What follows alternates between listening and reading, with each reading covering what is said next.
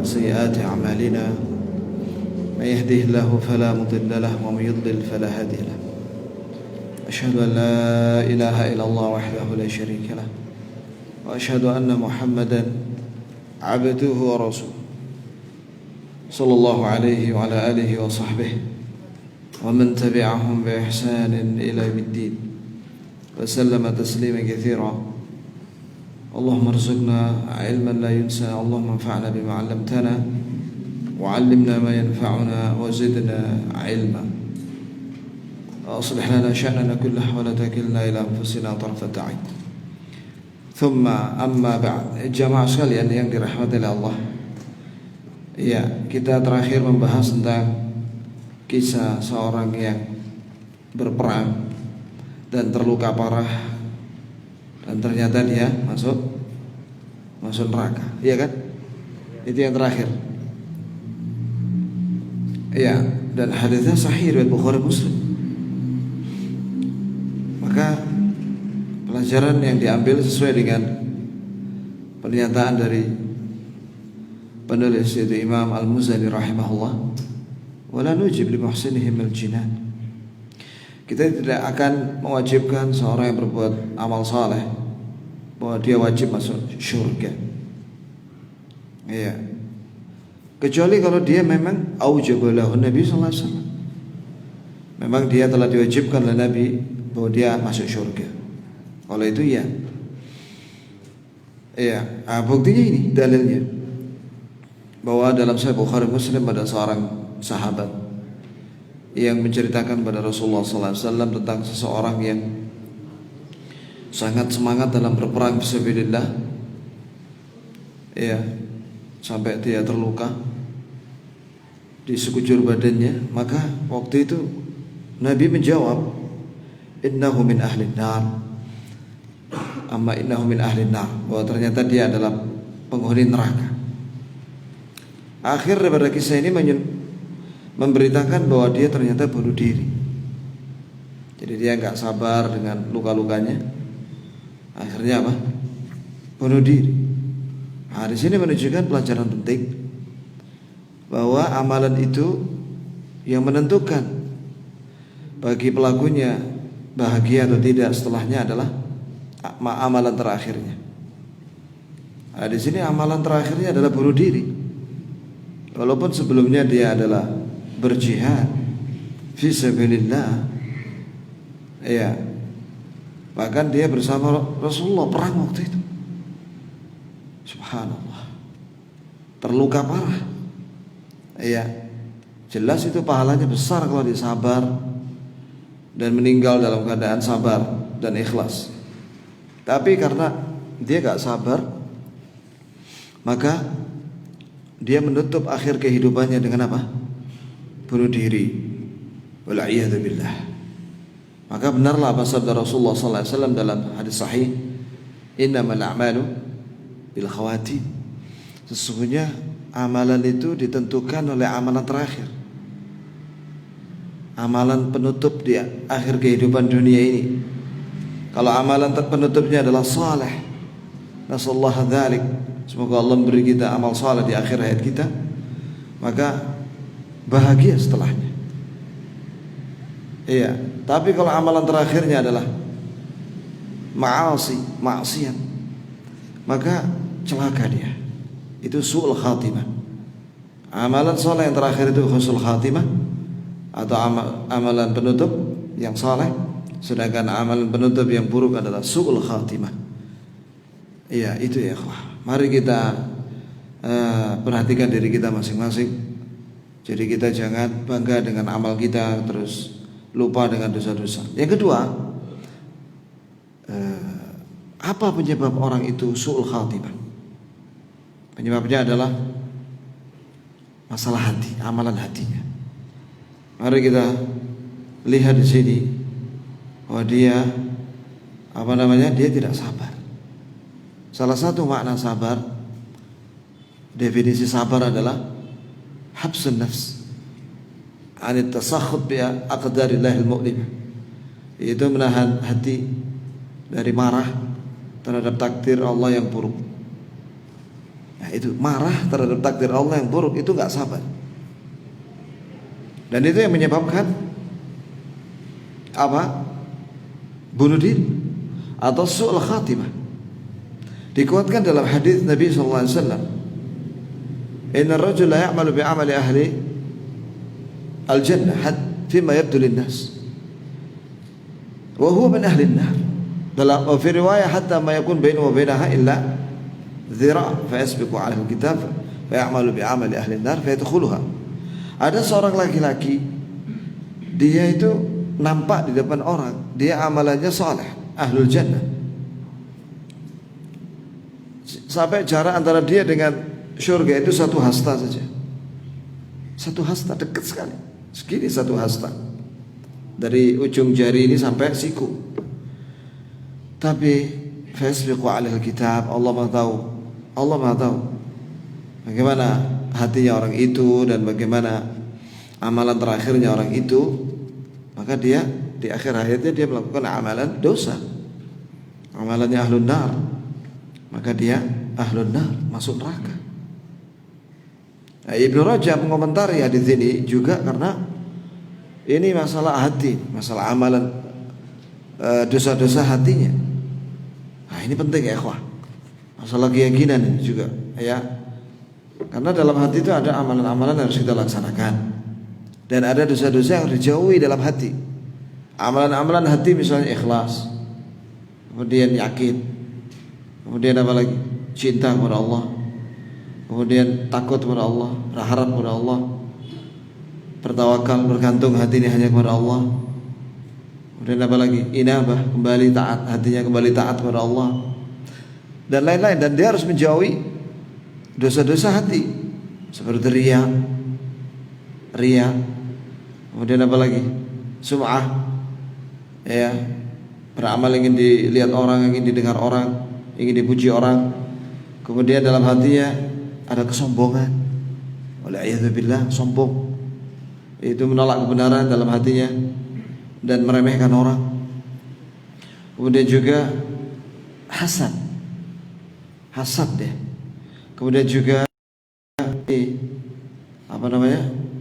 Kalau meninggalkan itu amalan-amalan yang wajib dalam hati, berarti dia berbuat dosa dalam hatinya, tidak ikhlas, tidak roja kepada Allah, tidak takut kepada Allah, tidak cinta kepada Allah. Nah, itu amalan hati itu kalau buruk menyebabkan su'ul khatimah.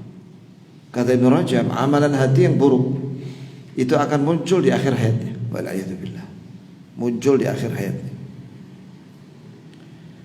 Maka penting kita ngaji akidah yang benar, supaya hati ini benar, supaya hati ini penuh dengan amal saleh dan jauh dari dosa-dosa. Itulah pentingnya ngaji akidah Islamiyah sahihah. Wa inna rajula ya'malu amal ahli an-nar. Terus kata Nabi sallallahu alaihi wasallam, ada seorang yang melakukan amalan ahlun nar. Ini dia kelihatannya fima yabdulun nas, nampak di hadapan orang dia itu banyak maksiat. Hatta ma yakun bainahu wa baina illa dhira', sampai jarak antara dia dengan neraka itu satu hasta saja. Fasbiqu 'alal kitab. Tapi Allah Maha tahu, ya, dalam kitab itu dia semua kita didahului oleh kitab catatan takdir di Lauhul Mahfuz. Bahwa dia itu memiliki hati yang baik, hatinya keyakinannya benar, ya. Maka di akhir hayatnya muncullah kebaikan hatinya itu, sehingga dia bertobat. Orang nggak tahu bahwa dia tobat, menyesal ya. Kemudian dia bertauhid, ikhlas. Kemudian dia, itu di akhir hayatnya. Orang nggak tahu. Orang taunya dia preman. Tapi dia sudah hijrah. Dia sudah tobat kepada tauhid, sunnah, dan meninggalkan semua dosa. Hanya Allah yang tahu. Dan di akhir hayatnya dia menutup dengan amal saleh. Man kana akhiru kalamihi la ilaha illallah dakhala jannah. Barang siapa di akhir hayatnya dia mengucapkan la ilaha illallah, ini kalimat terakhirnya itu la ilaha illallah, maka dia masuk surga. faman qutila fi ma'rakatin qila anhu nasibuhu minasyuhada aw narju an yakuna syahida. Oleh karena itu kalau ada orang terbunuh di medan perang fisabilillah, maka kita katakan mudah-mudahan dia termasuk golongan syuhada, atau kita berharap kepada Allah agar dia digolongkan ke dalam golongan syahid. Begitu ya ikhwah. Liqaulihi sallallahu alaihi wasallam, sebab Nabi sallallahu alaihi wasallam bersabda, Allahu a'lam biman yujahidu fi sabilih. Allah lebih tahu siapa orang yang benar dalam jihadnya fi sabilillah. Allahu a'lam biman yuklamu fi sabilih. Dan Allah lebih tahu siapa yang terluka di jalan Allah dengan ikhlas, dengan benar, sehingga dia dapat pahala. Bukankah ikhwan dalam hadis sahih riwayat Muslim bahwa yang pertama kali masuk neraka adalah orang yang mati syahid, orang yang mati terbunuh di medan perang, tapi dia riya, ingin dipuji orang sebagai pemberani. Kemudian orang yang hafal Quran dan mengajarkan Quran, dia ingin disebut sebagai apa? Qari dan alim. Maka dia masuk neraka gara-gara niat itu. Coba lihat. Niat ini ikhwan dalam hati, keinginan hati ini harus diluruskan setiap saat. Harus mengharapkan ridha Allah yang ada di atas arsy, ya, dan syurganya Allah Subhanahu wa taala dalam setiap ucapan dan perbuatan. Jadi jangan langsung memastikan bahwa fulan mati syahid. Ya. Orang yang mati di medan perang itu, jangan langsung dibilang begitu, belum tentu. Apa yang kita tahu hatinya orang itu? Hanya Allah yang tahu hatinya orang itu ikhlas apa enggak. Adapun yang sudah dipastikan syahid oleh Nabi, ya pasti syahid. Seperti Hamzah, ya, Sayyidu Syuhada, pimpinannya para syuhada. Orang yang mati syahid itu Hamzah bin Abdul Muttalib radhiyallahu anhu. Wa amma man kana musii'an min ahli al-iman. Nah, sekarang berbicara tentang orang yang berbuat maksiat, orang mukmin yang berbuat maksiat. Birtikabihi lidzunubi wal ma'asi, karena dia melakukan dosa dan maksiat. Allati hiya min mujibati ghadabillah, yang itu bisa menyebabkan dia kena murka Allah, wa alim iqabih, dan siksa yang keras, perih. Tapi fala yujza fi kaunihi binnar. Jangan memastikan bahwa dia ahlun nar. Mengapa? Ya mungkin dia sudah taubat di akhir hayatnya. Dia sudah taubat. Allah yang tahu, kita nggak tahu. Dan mari kita lihat ini, ya, apa saja mawani, penghalang-penghalang sehingga orang tidak masuk neraka. Wa amma qaulullah jalla jalaluhu fi man qatala mu'minan muta'ammidah. Adapun firman Allah azza wa jalla tentang orang yang membunuh orang mukmin dengan sengaja, itu dalam surat An-Nisa, wa may yaqtul mu'mina muta'ammida fajaza'u jahannam khalidan fiha wa ghadiba Allahu alaihi wa la'anahu wa a'adda lahu 'adzaban 'azima. Adapun orang yang membunuh orang mukmin dengan sengaja, maka balasannya neraka jahanam, kata Allah, kekal di dalamnya, dan Allah murka kepada orang itu, dan Allah laknati dia, dijauhkan dari rahmatnya, dan Allah siapkan untuk pembunuh itu siksa yang besar. Ya, nah, sesuai dengan kaidah di atas, la yadullu ala jawazi ta'yin ahad minal muslimin bi annahu finnar. Maka tidak boleh ini dijadikan dalil untuk memastikan seorang pembunuh dari muslimin itu yang membunuh orang Islam yang lain dengan sengaja bahwa dia ahlun nar. Jangan memastikan. Kenapa? Dijelaskan sebabnya. Li'anna al-'abd qad yakun bi mani' yamna' hadzal wa'id. Sebab kadang seorang hamba dia melakukan penghalang dari masuk neraka. Ya, seperti apa? Taubat. Taubat diterima oleh Allah selama matahari belum terbit dari sebelah barat dan selama nyawa belum di kerongkongan. Innallaha yaqbalu taubatal 'abdi ma lam yagharghir. Allah menerima taubat seorang hamba selama nyawa belum di kerongkongan, sehingga mengeluarkan bunyi ghar-gharah. Itu orang ngorok gitu ketika mau mati itu.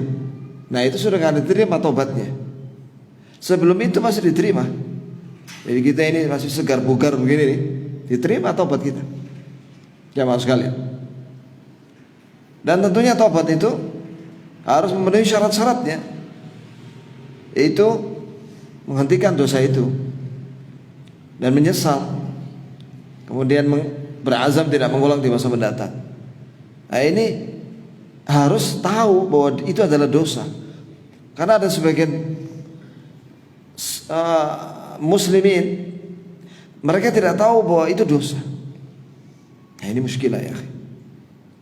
Orang kalau tidak tahu bahwa apa yang dilakukan itu dosa, maka dia tidak akan bertobat sampai mati, sehingga dosanya numpuk. Apalagi zaman sekarang ini ya ikhwah, wah banyak sekali bid'ah-bid'ah. Sebagaimana yang Nabi beritakan bahwa umat ini pecah menjadi 73 golongan, ya kan? Yang 72 itu ahlul bid'ah. Wah banyak sekali bid'ah, baik berupa keyakinan atau ucapan atau perbuatan, yang pelakunya itu merasa benar. Nah kalau sudah merasa benar, maka dia tidak akan menyesal. Nah di sini pentingnya ilmu sunnah, agar kita meninggalkan bid'ah dan mengamalkan sunnah saja dan bertobat dari bid'ah. Itu ya Allah. Barang siapa yang bertobat dengan memenuhi syarat, diampuni semua dosanya, semuanya. Walaupun sisa umurnya tinggal 10 menit. Ini 10 menit lagi dia mati, masih ada waktu 10 menit dia taubat, maka dia istighfar, menangis, dia minta ampun sama Allah dari segala dosa. Dan dia berpesan pada keluarganya agar menyerahkan itu harta-harta yang pernah dia ambil tanpa hak, ya. Nah itu semua ya ikhwani, syarat taubat. Maka diterima taubatnya oleh Allah. Makanya orang kalau menjelang mati, jangan diajak bicara yang lainnya, ajak bicara taubat, sampaikan ayat-ayat taubat, kemudian sampaikan tentang ayat-ayat hadis tentang husnul khatimah, pentingnya amal terakhir itu, dan sampaikan kepada dia agar dia berharap rahmat Allah dan ampunannya dan takut dari siksanya, supaya dia menghadap Allah dalam keadaan husnul khatimah, maka diampuni semua dosanya. Mana dalilnya bahwa orang yang taubat diampuni semuanya? At-Taubah ayat 53. Qul ya ibadiyalladzina asrafu ala anfusihim la taqnatu min rahmatillah innallaha yaghfiru dzunuba jami'a innahu huwal ghafurur rahim. Katakanlah wahai Nabi, wahai hamba-hambaku yang telah banyak berbuat dosa, janganlah kalian berputus asa dari rahmat Allah. Sesungguhnya Allah mengampuni semua dosa bagi yang bertobat. Sesungguhnya Dia Maha Pengampun bagi yang minta ampun dan bertobat, dan Dia Maha sayang pada orang yang bertobat. Illa man taba wa amana wa amila amalan salihan fa ulaika yubaddilullahu sayyi'atihim hasanat wa kana Allahu ghafurur rahim. Kecuali orang yang bertobat dan beriman dan beramal saleh, maka Allah akan ganti dosa-dosanya itu dengan amal saleh. Subhanallah, dihapus oleh Allah, diganti dengan ganjaran. Kemudian al-hasanat al-mahiyah. Al-hasanat al-mahiyah itu amalan-amalan saleh yang wajib maupun yang sunnah. Iya. Dan banyak-banyak amal saleh seperti zikrullah, banyak-banyak, ya, istighfar yang banyak. Itu termasuk amal saleh. Innal hasanat, dalilnya innal hasanat yudhibna sayyi'at. Sesungguhnya amal saleh itu menghapus dosa. Nabi beritakan, seorang yang baca subhanallah 33 kali, alhamdulillah 33 kali, Allah Akbar 33 kali, kemudian ditutup dengan la ilaha illallah wahdahu la syarikalah lahul mulku wa lahul hamdu wa ala kulli syai'in qadir, maka diampuni dosa-dosanya walaupun sebanyak buih di samudra. Masya Allah, Allah karim, ya. Itu mengucapkan zikir-zikir itu diampuni. Dan Nabi SAW menyatakan, wa atbi'is sayyi'atal hasanata tamhuha. Jadi kalau kau tergelincir jatuh dalam maksiat atau keburukan, lakukan banyak-banyak amal soleh setelah itu, karena itu akan menghapus dosa-dosamu. Nah, di sini penting ya kan, berarti orang kalau sudah, mengapa para ya di dalam Al-Quran dan juga dalam Sunnah dan wasiat para ulama, orang kalau sudah umur 40 ke atas, mulai banyak-banyak ke masjid sudah. 5 waktu jelas sudah, tapi juga ngaji. Ya, maghrib sampai isya, pada subuh, baca Quran di masjid banyak-banyak, untuk menutupi dosa-dosa masa lalunya waktu masih muda. Ditutup dengan amal soleh di masa tua. Makanya kalau ada orang tua 40 ke atas, 50 ke atas, 60 ke atas, rajin ke masjid, apalagi masjid sunnah, ya, dan banyak amal solehnya, kita mohon kepada Allah agar dia husnul khatimah. Itu tanda kebaikan insya Allah. Tapi kalau ada orang 40 ke atas, 50 ke atas, 60 ke atas, jauh dari masjid, kemudian dia lebih dekat kepada maksiat, malah bandani anak-anak muda untuk mabuk-mabukan. Ada itu, ada yang seperti itu. Bahkan dia Pak Haji katanya, tahun kemarin dia ngajak anak-anak muda untuk acara ini, festival desa. Ini saya diberitahu penduduk situ. Terus dia beli miras oplosan, mati dia. Pak Haji itu mati, dan juga anak-anak muda itu banyak yang mati. Nah ini ya. Jadi kalau sudah 50 ke atas, 60 ke atas, wah sudah, jangan macam-macam. Terus tinggalkan itu yang nggak ada manfaatnya, apalagi maksiat. Tinggalkan TV itu, TV. Nonton TV, nonton PlayStation, nonton game online. Umur udah 60 masih game online lah ya. Baca Quran, ya, istighfar yang banyak, zikir yang banyak, ribuan yang banyak. Subhanallah, alhamdulillah, wa la ilaha illallah, Allah akbar, yang banyak-banyak. Makanya kalau antum perhatikan ya, ulama di Saudi Arabia itu, kenapa semakin tua dia semakin semangat dia ngajar di masjid. Kayak Syekh Abdul Muhsin sekarang ini, umurnya 80 ke atas, masih ngajar di masjid.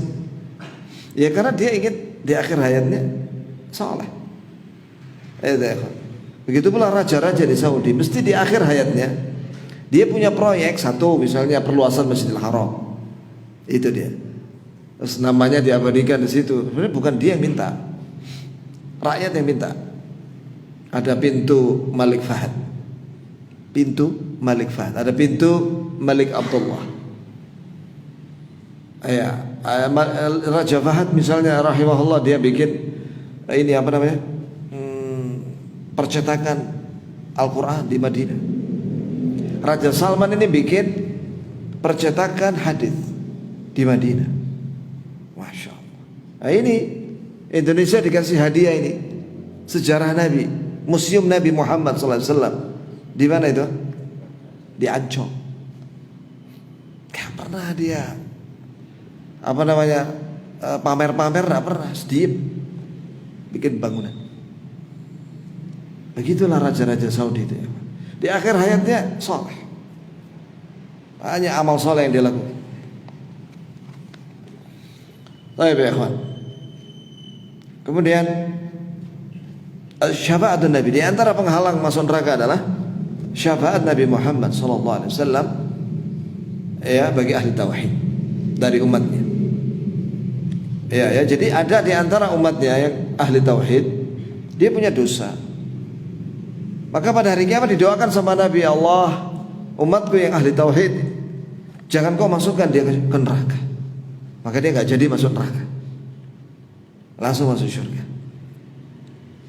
Begitu pula dari umatnya yang masuk neraka, Yang ahli tauhid, karena dia berbuat dosa-dosa selain syirik, maka dia akan keluar dari neraka. Itu ya kan, setelah dibersihkan dosa-dosanya di neraka. Nasallallahu alaihi wasallam. Ya, jadi syafaat Nabi dan juga syafaat yang lainnya, bahkan juga langsung dari Allah tanpa syafaat dari siapapun. Allah mengeluarkan orang-orang yang beriman, yang bertauhid, walaupun imannya seberat semut, bahkan adna lebih kecil daripada itu, dikeluarkan oleh Allah dari neraka. Syaratnya dia bertauhid loh ya. Kalau dia musyrik, nggak dapat syafaat, kekal di neraka. Kemudian ibtila'un fid dunya, cobaan, ujian, musibah di dunia, yakfiru, akan menghapus dosa-dosanya. Yakfiru anhu hadza dzamb. Itu ya ikhwah. Ya, dosa-dosanya diampuni oleh Allah dengan sakit, dengan musibah, kehilangan ini dan itu. Hatta tersuk duri. Ya, saya kemarin waktu habis nyuci mobil, tiba-tiba kemasukan apa ini? Kayak selundupan gitu ya. 2 kali. Saya doa aja sama Allah, dan saya yakin itu sebagai penghapus dosa kan. Jadi saya nggak berobat. Subhanallah, Allah hilangkan. Tidak ada sudah. Ya, selundupan hilang. Subhanallah, hilang. Allah angkat ya. Ya, itu ya ikhwan. Jadi sabar. Kalau mendapatkan musibah, itu akan menghapus dosa. Dan yang lainnya, apa saja yang lainnya? Ada buku ya ikhwan, judulnya 20 penghapus dosa. Antum bisa lihat di internet. Bahasa Indonesia sudah ada. Hal-hal yang menghapus dosa itu banyak sekali. Di antaranya apa? Didoakan oleh kaum muslimin. Allahumma ighfir lil muslimin wal muslimat, ya kan? Wal mu'minin wal mu'minat, al ahya'i minhum wal amwat. Rabbana ighfir lana wa li ikhwanina alladziina sabaquna bil iman. Dan juga disolatkan jenazah. Salat jenazah itu maksudnya apa? Doa jenazah. Beda dengan salat 5 waktu atau salat sunnah. Dia itu isinya doa. Maka salat jenazah itu tidak ada ruku', tidak ada sujud, tidak ada tahiyat. Yang ada apa? Mendoakan dia. Makna salat itu doa secara bahasa. Salat itu sinonim dengan apa? Ad-du'a, berdoa. Ini mendoakan orang yang mati. Makanya kalau ada ikhwan kita meninggal, sampaikan kepada umat, ya grup-grup WA antum itu ya, tentang jadwal sholat jenazah. Itu yang paling penting. Sehingga semakin banyak orang yang sholat jenazah, itu semakin yurjalahu al-maghfirah. Ini lebih berharap untuk diampuni dosa-dosanya.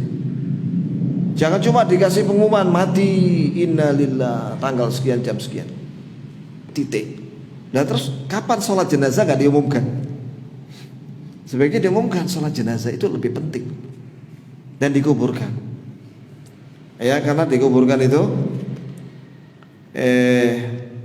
apa ini? Juga didoakan waktu di kuburan.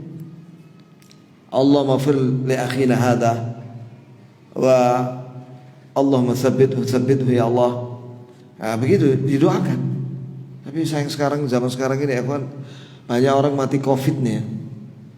Ya Allah, itu dari rumah sakit langsung ke kuburan. Nah ini harusnya ikhwan sigap. Mereka datang di rumah sakit itu kapan disolatkan setelah dimandikan? Tidak apa-apa, solatkan tidak apa-apa. Masa dilarang ya? Kalau dilarang di dalam ruangan, di luar ruangan, di depan rumah sakit kan ada tempat parkir luas itu kan. Nah, sholat di situ. Gak ketularan, dia di dalam peti kok. Dia itu sudah dikafani, sudah dimandikan, dikafani, dikasih plastik, membungkus plastik itu warna kuning gitu. Kemudian dikasih peti tertutup, dilakban lagi. Udah gak keluar sudah virusnya. Kata dokter, orang kalau udah mati kena Covid itu tidak akan menularkan virusnya kecuali kalau dia batuk-batuk. Itu ya ikhwah. Tanya sama dokter ya pernyataan itu. Karena saya mendengar dari ahli virus. S2 dia atau S3 virus, yang menguasai virus dia.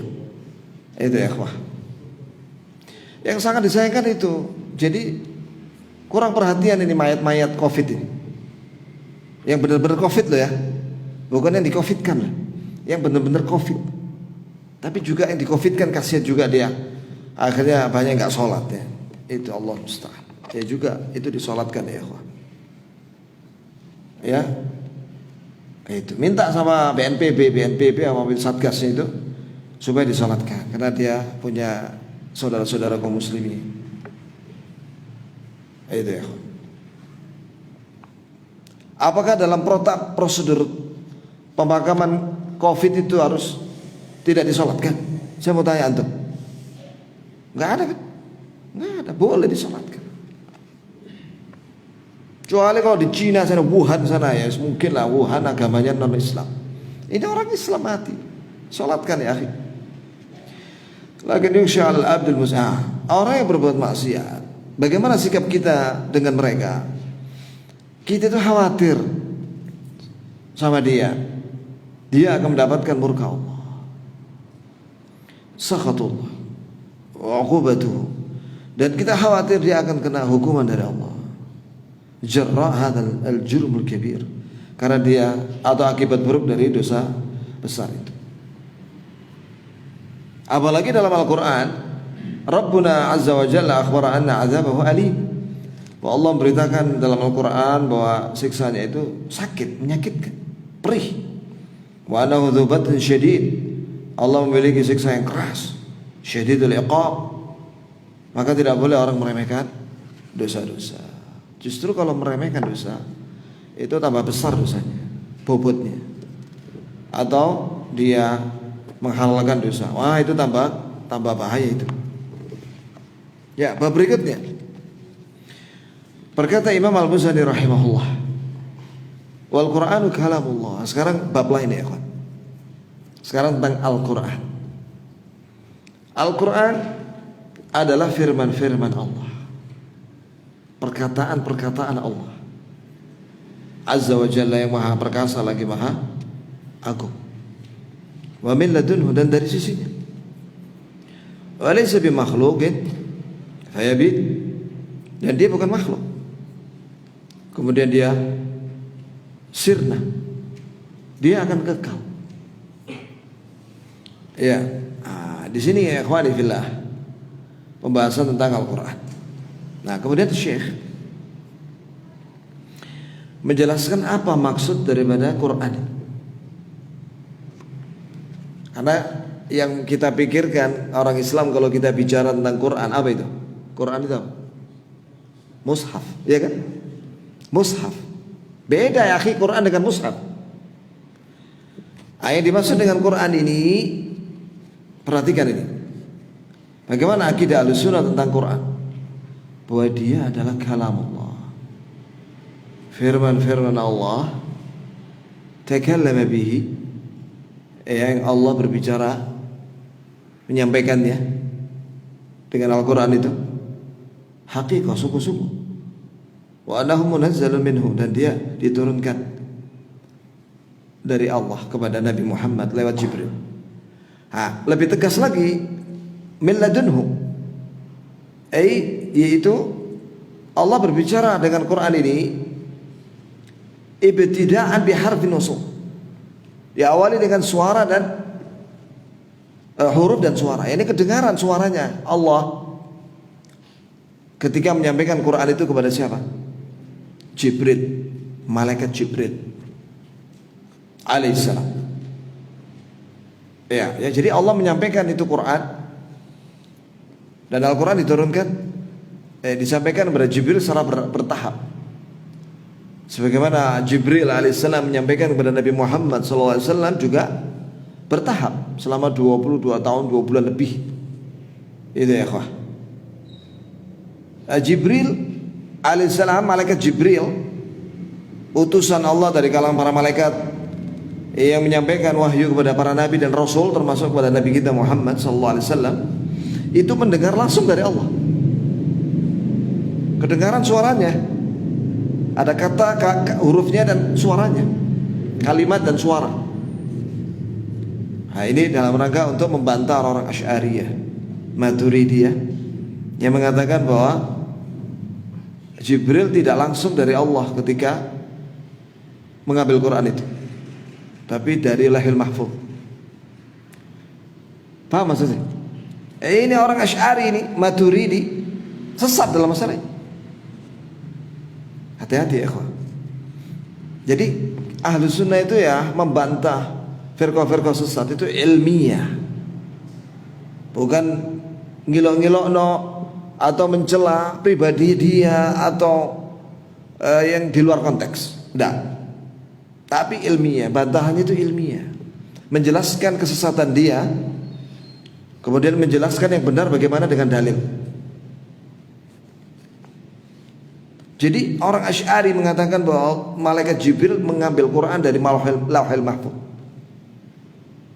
baca dari Lauhul Mahfuz disampaikan kepada Nabi Muhammad. Ini kesesatan mereka. Allah berbicara, wa kallamallahu Musa taklima, dan Allah berbicara dengan Nabi Musa langsung tanpa perantaran malaikat Jibril waktu di Bukit Tur Saina, Bukit Sina ya, di Mesir, di Bukit Tur. Itu ya kawan, Allah berbicara langsung pada Nabi Musa dan didengar Nabi Musa. Itu. Dan juga dalam Al-Quran misalnya Allah menyatakan, innani ana Allah, sesungguhnya aku adalah Allah. Masa malaikat Jibril ngambil dari Lauhul Mahfuz? Langsung dari Allah. Ya ayuhan nabi, lima tuharrimu ma ahalallahu lak. Wahai Nabi, kenapa kau menghalalkan apa yang kenapa kau mengharamkan apa yang dihalalkan oleh Allah kepadamu? Itu di surat At-Tahrim. Itu ya kawan. Dan seterusnya. Semua Quran dari awal sampai akhir, dari Al-Fatihah sampai An-Nas itu Allah menyampaikan kepada Jibril dan Jibril menyampaikan kepada Nabi Muhammad SAW. Setelah itu wa sami'ahu Rasulullah Muhammad SAW min Jibril. Jadi malaikat Jibril alaihissalam setelah itu menyampaikan kepada Nabi Muhammad, dan beliau terpercaya. Malaikat Jibril itu terpercaya. Itu. Ini dia. Allah Ta'ala berfirman, wa innahu latanzilu rabbil alamin, sesungguhnya Al-Quran itu diturunkan oleh Rabbul Alamin, nazala bihi ruhul amin. Nah, diterangkan oleh Allah, maksudnya diturunkan lewat malaikat Jibril yang terpercaya. Ini Allah berbicara kepada malaikat Jibril, setelah itu malaikat Jibril berbicara kepada Nabi Muhammad, ala qalbika litakuna minal mundirin. Kemudian disampaikan kepadamu ya wahai Nabi, sehingga kau hafal itu Quran dalam hatimu, agar kau menjadi orang yang memberi peringatan, ancaman, siksa bagi orang-orang yang kafir dan musyrik. Setelah itu Nabi SAW menyampaikan Quran dengan dibacakan oleh Nabi kepada para sahabat. Para sahabat. Ya, Nabi SAW menyampaikan kepada para sahabat radhiyallahu anhu. Kemudian sahabat menyampaikan kepada siapa? Tabi'in. Kemudian kepada atba'ut tabi'in. Gitu, turun temurun. Makanya belajar Quran itu yang bagus itu langsung dari guru. Talaqi, langsung dari guru. Gampang sebenarnya ya kawan. Allah Ta'ala menyatakan walaqad yassarnal Qur'ana lidzikri fahal min muddakir. Sungguh kami telah mudahkan Quran itu untuk diingat, yakni dihafal. Apakah ada orang yang mau menghafalnya? Ya. Dan kalau ingin mudah, antum cari Qori. Sekarang Qori bisa di-download di aplikasi maupun di mana saja, ya. Qori yang antum suka, yang terbaik di dunia, yang masih ada rekamannya seperti Husari, Khalil al-Husari, kemudian Muhammad Siddiq al-Manshawi, kemudian Ali Hudhaifi yang masih hidup, Ya, apa yang sesuai dengan intonasi dan suara antum. Biasanya begitu orang suka itu. Ya, antum tirukan dia. Sekarang ada mushaf muallim. Mushaf muallim itu suaranya Siddiq Al-Manshawi dan ditirukan sama anak-anak. Nah itu antum belajar kayak begitu, cepat itu.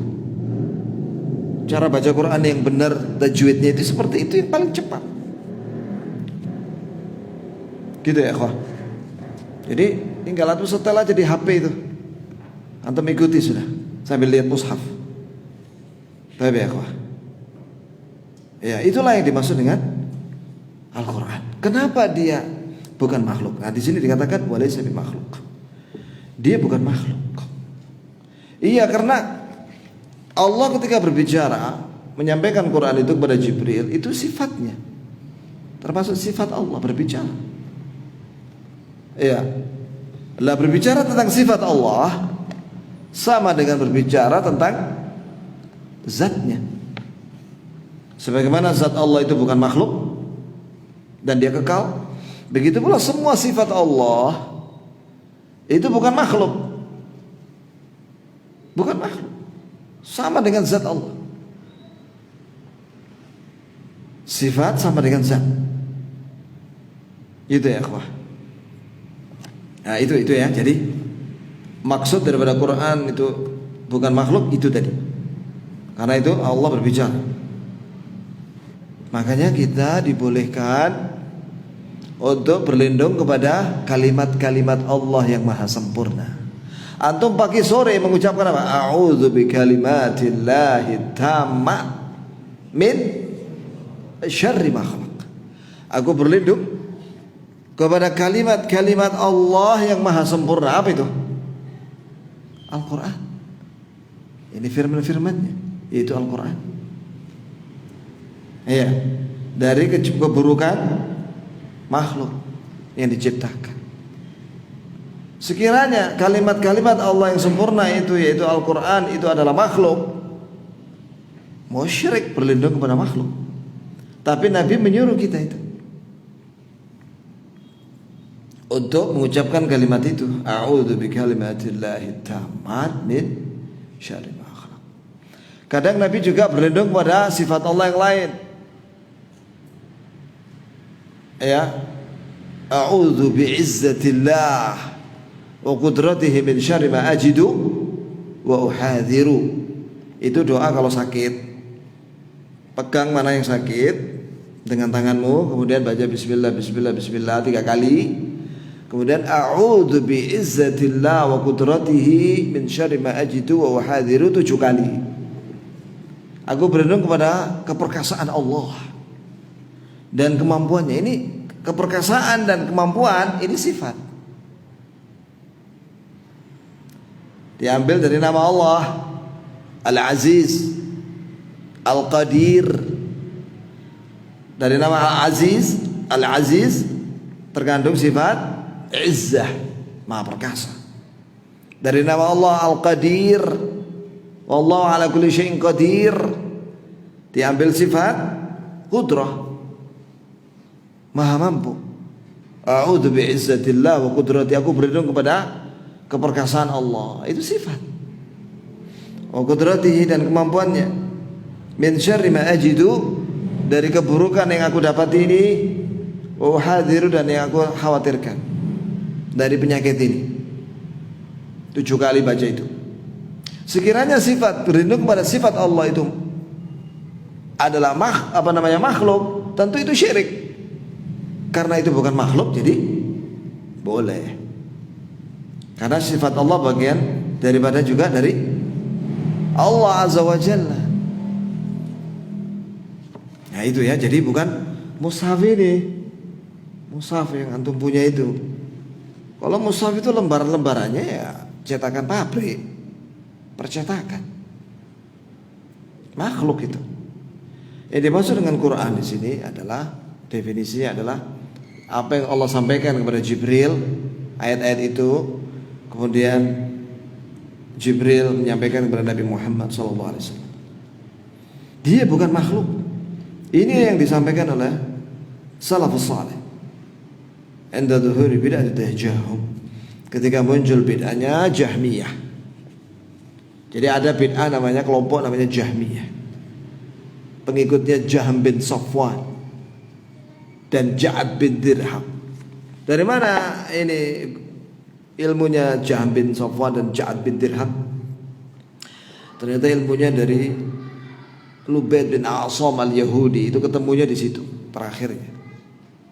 Dia ngambil akidah bahwa Quran makhluk dari orang Yahudi yang menyihir Nabi namanya Lubaid bin A'sam al-Yahudi. Atau bisa lihat guru-gurunya, sanadnya Jahm bin Safwan dan Ja'ad bin Dirham di kitab Ushul I'tiqad Ahlussunnah wal Jamaah. Ada akhi?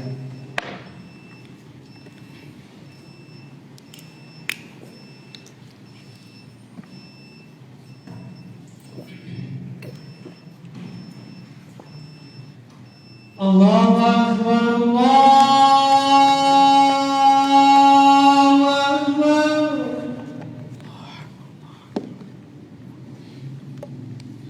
Allahu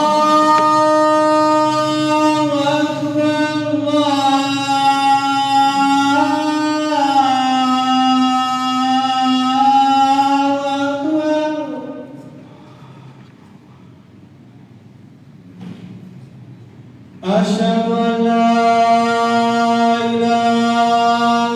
illallah.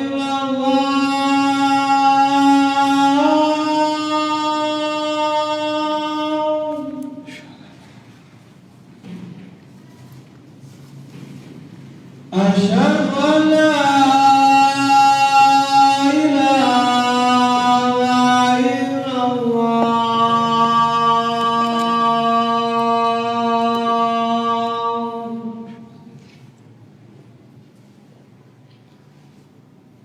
Asyhadu anna Muhammadan Rasulullah.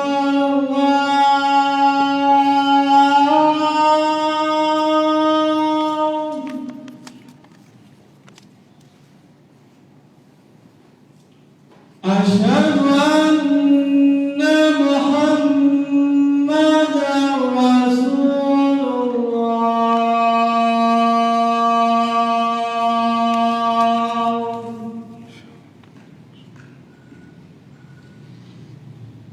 Hayya 'alas salat.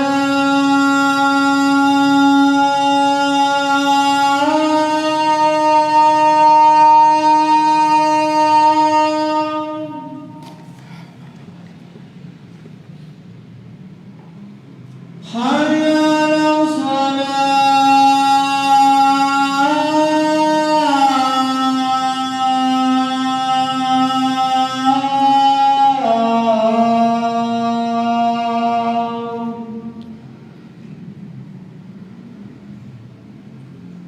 Hayya 'alal falah.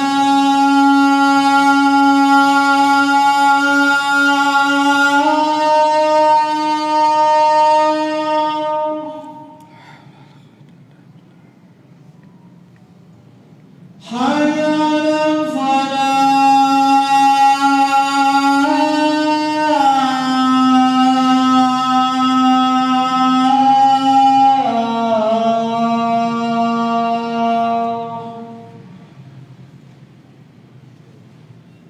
Allahu Akbar,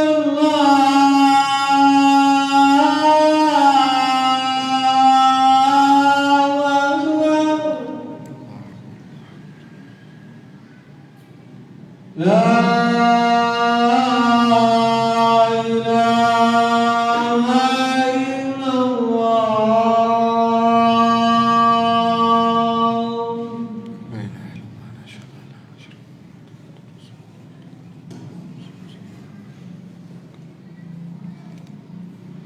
Jamaah sekalian, kita ingin menjawab pertanyaan antara adzan dan qomat.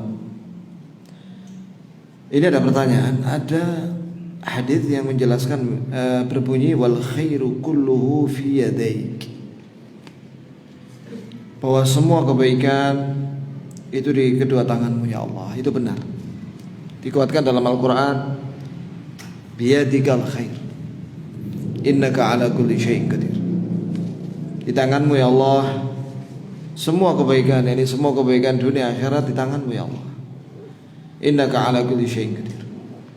Sesungguhnya Engkau menguasai atas segala sesuatu. Nah, sekarang apa makna sabda Nabi wasyarr laisa ilaik? Dan keburukan itu bukan disandarkan kepadamu ya Allah. Maksudnya adalah kita harus beriman ya ikhwan dalam takdir itu. Semua apa yang terjadi di alam semesta ini, sebelum dan sekarang dan yang akan datang, jika terjadi itu semua dengan kehendak Allah, baik atau buruk. Inilah takdir baik dan buruk. Kemudian yang harus kita imani bahwa kehendak Allah itu ada dua.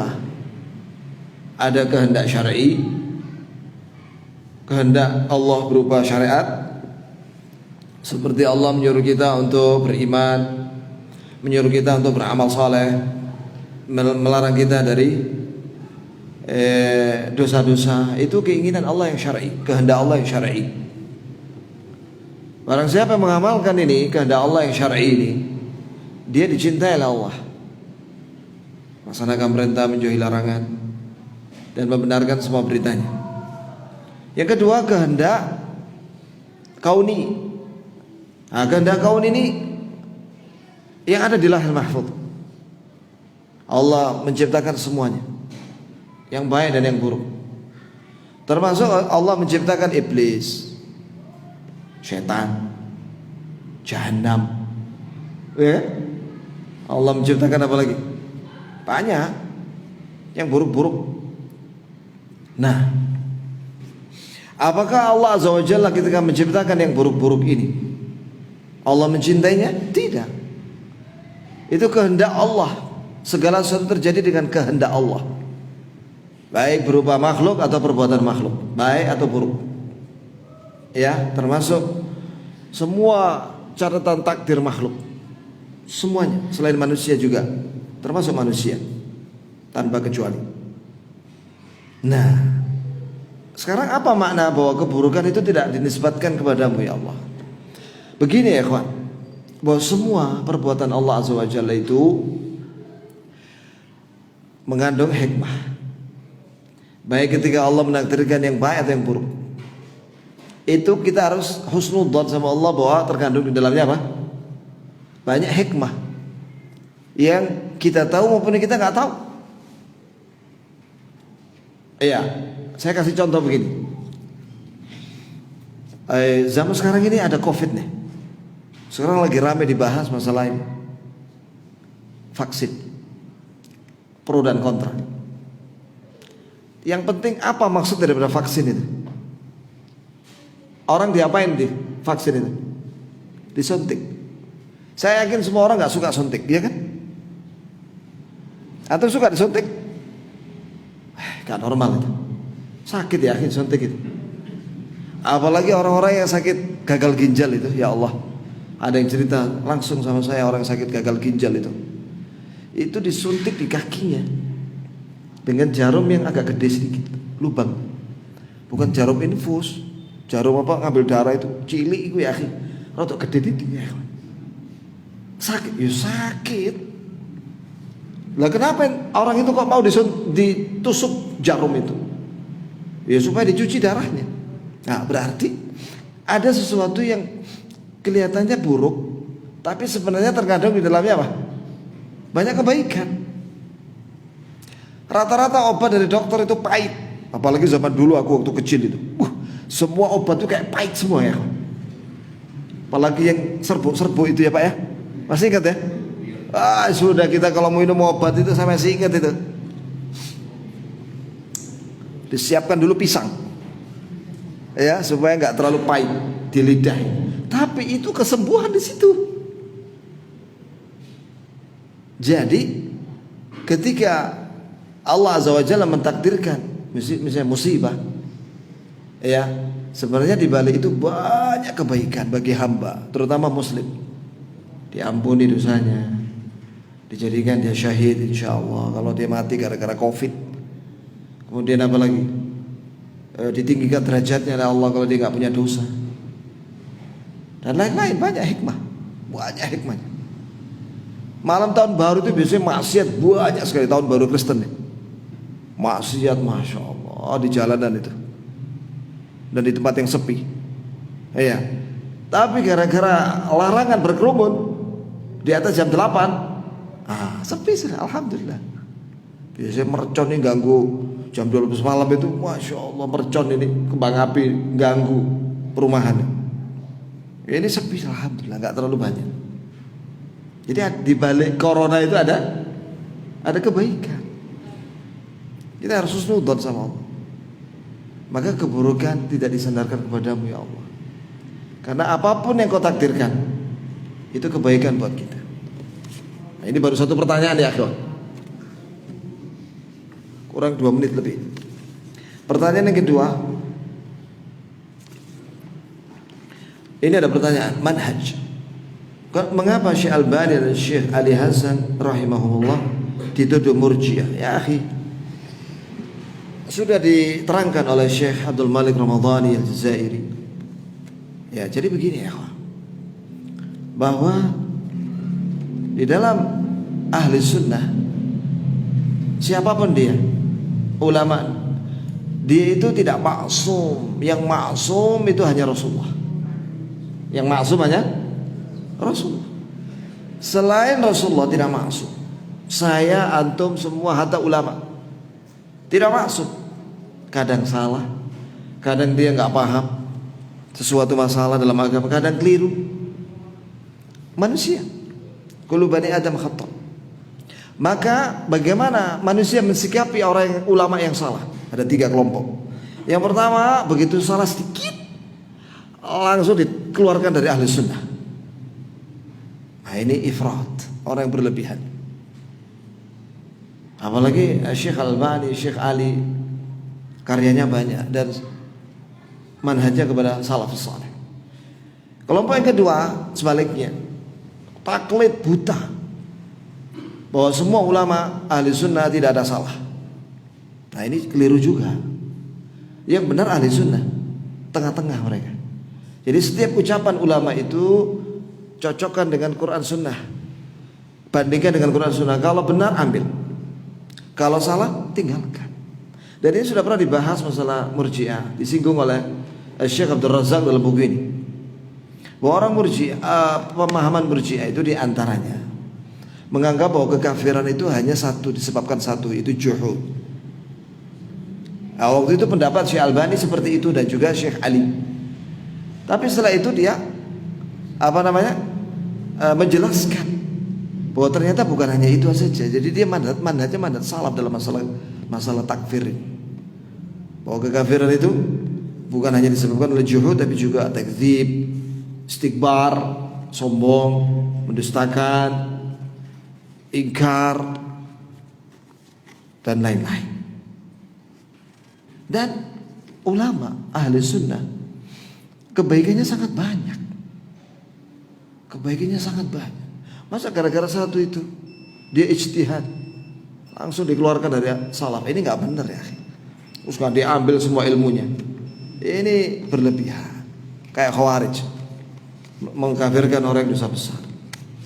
Tapi mereka bukan Khawarij, mereka dinamakan Haddadiyah, kelompok ifrat, ekstrim dalam mentahdzir ulama ahli sunnah.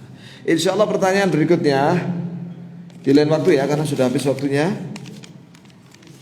Insyaallah. Yang ini tolong di SMS ke HP ku ya. Baik. Subhanakallahumma wa bihamdika.